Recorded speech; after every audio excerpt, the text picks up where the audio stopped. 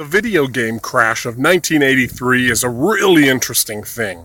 Not only because the video game industry went from making billions of dollars to making only a few millions of dollars, but because it prevented video games from moving forward for half a decade. So what happened was, in the late 70s and the early 80s, video games was making amazing amounts of money. So much that more people started making video games, and the video games they were making were sometimes of inferior quality, but they still sold. So more and more people started making video games, and more of those video games were of even crappier quality. And they weren't very cheap. So what happened is, people started to get wise and say, I spend a lot of money on video games, they suck, I'm not going to buy anymore. This happened around 1983 when the video game E.T. came out to tie in with the movie. Many people say that the video game was terrible. I've never played it. However, was it the game that broke the industry, or the last straw that broke the camel's back? Or was the video game industry already failing when they released the game? I don't know. But the point is that fail it did. So where did that leave everyone? It's very interesting to learn this because it sheds to light something from my childhood that I never really understood. And that was Nintendo's Seal of Quality program, or whatever they called it.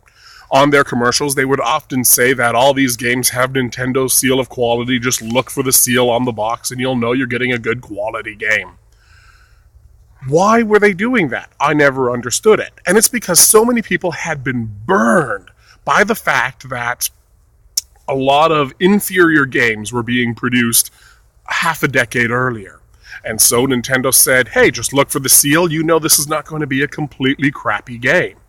And that helped consumer confidence. And you have to remember, at this point in time, no one wanted to stock video games in their stores. They said no one buys video games. Besides, we have these new fancy computers. They have word processors in them so you can write essays.